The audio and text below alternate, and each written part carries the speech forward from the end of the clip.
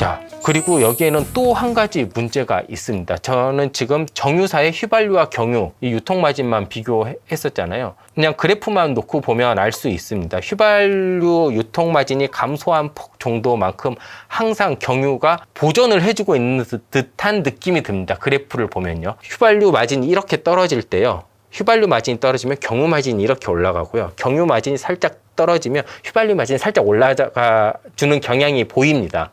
근데 조금 더 제가 이거를 왜 비판적인 의식을 갖냐면 도덕적 해이가 조금 있어 보이기 때문입니다. 과거에 보면 정유사와 주유소의 휘발유랑 경유 유통 마진을 보면요. 대부분 다 코로나19 이전에 주유사의 유통 마진이 훨씬 높습니다. 주유소들의 유통 마진은 보통 100원에서 150원 정도 됐고요. 정유사들은 그게 반도 안 됐습니다. 50원에서 60원 정도 이렇게 왔다 갔다 했었습니다. 왜냐하면 주유소 같은 경우에는 리터당 유통 마진이 100원이라고 하더라도 카드 수수료 그리고 여러 가지 제반 비용 이런 것 때문에 사실상 별로 남는 게 없어서 출혈 경쟁까지 해야 되는 시점이거든요. 그리고 생산하는 그 물량 자체가 정유사들이 주유소보다 훨씬 많기 때문에 마진이 조금 낮아도 그만큼의 더 많은 이득을 가져갈 수 있습니다. 그런데 코로나19가 되잖아요. 휘발유 같은 경우에는 살짝 정유사들이 높은 기간도 있는데 금방 다시 주유소들이 많은 구조로 바뀝니다. 그러니까 과거 규제로 빨리 회귀를 한 거죠. 근데 경유를 보면요. 주유소 마진보다 정유사 마진이 높은 게 꽤 많이 됩니다. 과거로 빨리 회귀를 하지 못하는 겁니다. 이 이유를 크게 딱 한 가지로 많이 보더라고요. 경유의 가격 민감도가 적기 때문이다. 이 하나로밖에 안 봅니다. 뭐 시민단체라든지 관련 교수 그리고 정부의 몇몇 관료들 같은 경우에는 경유가 사용량을 보면 민감도가 굉장히 떨어지기 때문에 이렇게 정유사들이 원래 구조대로 회귀를 안 하는 측면이 있다. 휘발유 같은 경우에는 이렇게 돼서 계속 가격이 급상승을 하면요. 난리 납니다. 기사도 엄청나게 나올 거고요. 근데 경유는 생각보다 많이 나오지 않습니다. 경유차, 우리가 화물차들이 많잖아요. 환급금도 있고 법인카드로 많이 계산도 하고요. 하지만 그 정도가 넘었기 때문에 요즘 이렇게 많이 난리가 나는 겁니다. 그러면 왜 이렇게 경유 가격이 이렇게 높은 수준을 유지를 할 수밖에 없는가도 좀 살펴봐야 되겠죠. 아까 첫 번째로 말씀드린 것처럼 우리가 국제 유가로 더 이상 보면 안 됩니다.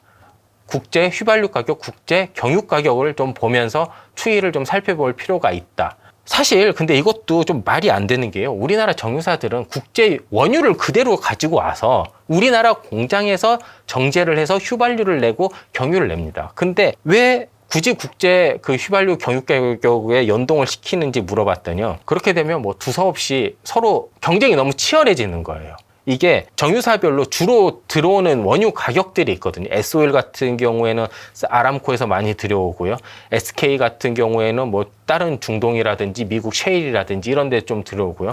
GS 같은 경우에는 칼텍스에서 많이 들어오고요. 이렇게 서로 들어오는 데들이 다르기 때문에 원가에 대한 경쟁력이 분명히 다릅니다. 그러면 이거를 원가를 연동을 시키면 주유소 풀별로 가격이 천차만별이 됩니다. 그렇게 되면 서로의 경쟁이 더 심해질 수가 있는 거죠. 그런데 딱 국제 휘발유 가격, 국제 경유 가격이라고 딱 붙어버리면 그런 거 생각할 필요가 없는 겁니다. 여기에서 내 마진만 올려놓으면 됩니다. 그리고 그러면 지금과 같이 정유사 브랜드별로 그렇게 큰 차이가 안 날 수 있는 겁니다. 또 하나, 우리나라는 시스템이 좀 이게 낡았어요, 사실. 저희가 이렇게 보면 우리 항상 얘기를 하잖아요. 이게 올라간 거는 빨리 반영하고 내려간 거는 빨리 반영을 안 한다.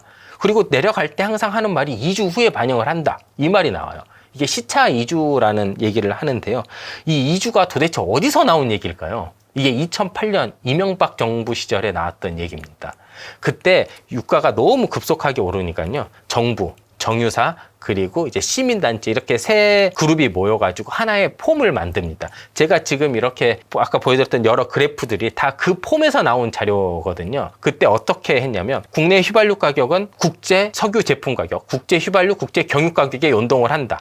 그리고 2주 전 거를 이번 주에 삼는다. 이 말을 합니다. 왜냐하면 이렇게 가져오는 시점이 대략 한 2주 정도 걸리거든요. 중동에서 우리나라 오든지 미국에서 우리나라를 오든지. 그렇기 때문에 그냥 대략 2주 전 가격을 하게 됩니다. 그렇기 때문에 뭐 재고 소진분도 다 하는데 2주라는 게 걸리는 거고요. 왜냐하면 2주가 오고 또 2주가 오고 또 2주 뒤에 오고 이런 식으로 오기 때문에 항상 그 2주분이라는 게 암묵적인 룰처럼 돼버린 겁니다. 그런데 우리 이런 거 있잖아요. 만약에 제가 이 볼펜이 하나 있습니다. 지금 이게 100원이에요. 그리고 제가 이거 원가를 80원에 주고 샀어요. 80원에서 100원에 주고 팔고 있습니다. 근데 얘가 갑자기 급락을 한 거예요. 60원. 근데 이거 100원에 받고 팝니까? 60원에 팔아야 되는 거잖아요. 그렇죠? 모든 공산품은 다 그렇게 팝니다. 지금 현재 가격으로 팝니다. 재고품이어도. 근데 유일하게 석유만 재고품이라는 이유로 가격이 떨어질 때는 원래 가격을 받고요. 올릴 때는 바로 올립니다. 그거는 좀 시스템이 좀 낡아왔습니다. 지금 그때야 뭐 전산도 좀 원활하지 않았고 뭐 이랬을 수도 있는데 지금이 어떤 시대입니까? 블록체인의 시대고 뭐 양자 컴퓨터 얘기도 나오고 그때 바로바로 반영해서 할 수 있거든요. 그래서 2008년부터 유지해왔던 이 시스템을 좀 바꿔야 돼요. 근데 별로 바꿀 의지가 안 보입니다. 사실 코로나19 전 2019년에 이 세 그룹이 모여서 이 가격을 어떻게 할지 좀 개선을 해야 될지 다시 논의를 한번 하거든요. 근데 바뀌지 않았어요. 그냥 과거 틀대로 가자. 그게 편하니까.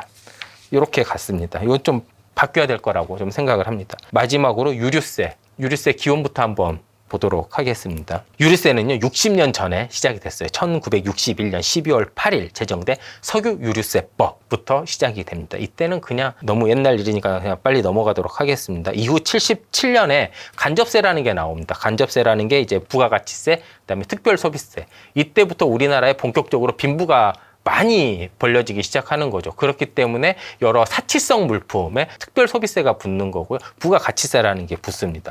근데 이 간접세법이요, 그대로 넘어옵니다. 어디에? 석유에, 휘발유에, 경유에 이렇게 넘어오게 됩니다. 그래서 석유류세는 부가가치세와 특별소비세로 구분해서 따로 이렇게 과세가 충분히 돼 있었습니다. 그리고 1993년 12월 21일 교통세법이라는 게 나오는데요.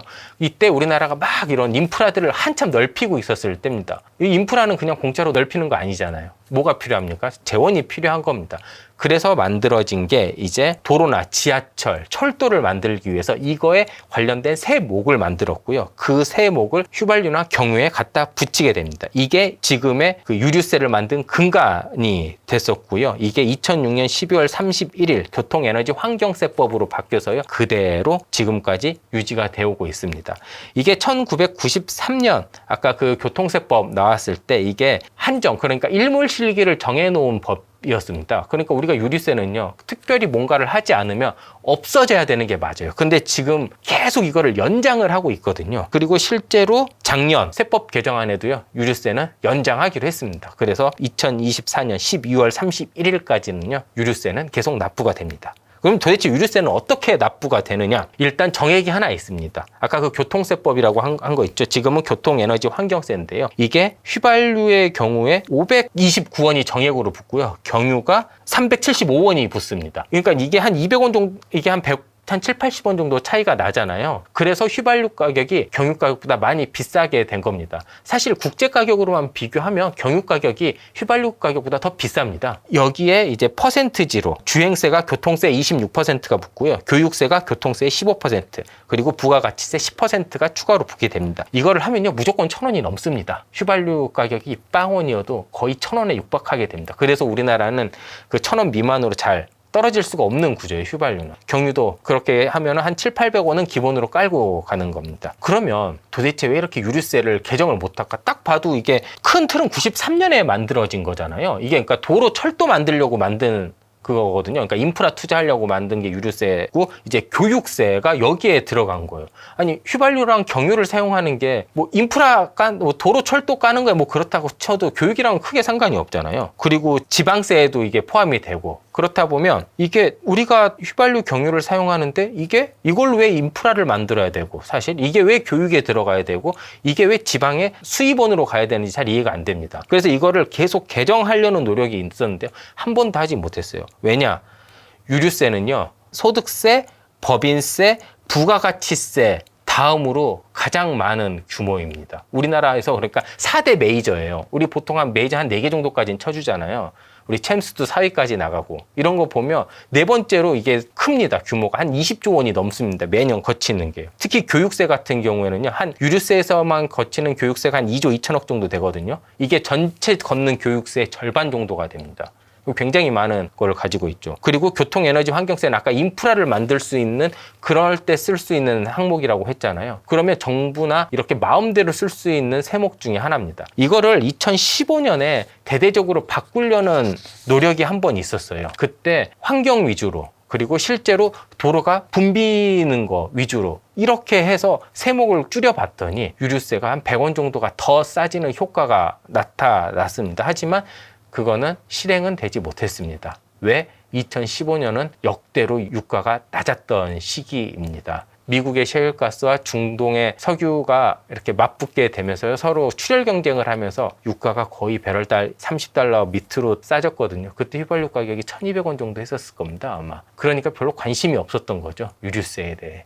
그때 조금 개정이 잘 됐으면 우리는 100원 정도 더 싸게 쓰고 있지 않을까 라는 생각도 해봅니다. 오늘 좀 복잡한 이야기를 많이 했습니다. 정유사, 주유소, 유통마진에 대한 이야기도 했었고, 하나만 더 말씀을 드리면 이게 실제로 뭐 도덕적 해이가 있는지 그거는 명확하지 않습니다. 제가 뭐 물어봐도 답을 안 해주거든요. 취재가 들어갔을 때 했던 이런 해명들은 제가 하나하나씩 이제 말씀은 드렸고, 그거는 좀 알아두실 필요가 있을 것 같아요. 주유소 마진과 정유사들의 마진. 정유사들의 마진은 자기네들이 정제하고 여기에서 그 사업적인 이득을 얻어가는 건 괜찮은데요. 과거에 얻었던 이득, 어찌됐건 이거는 국민이 생활하는 이런 필수 제품이고 나라에서 몇 개 안 되는 애들한테 독점적으로 허용을 해줬었던 거잖아요, 과거에서부터. 그렇다면 과거에서부터 그 가졌던 일정한 이득, 그래도 많다라고 사람들은 생각을 하고 비판을 했었었는데, 그걸 약간의 편법 정도로 더 많은 이득, 자기네들이 수익이 줄자 여기에 조금 더 보충하고 이런 거는 없었으면 합니다. 지금까지 들어주셔서 감사합니다.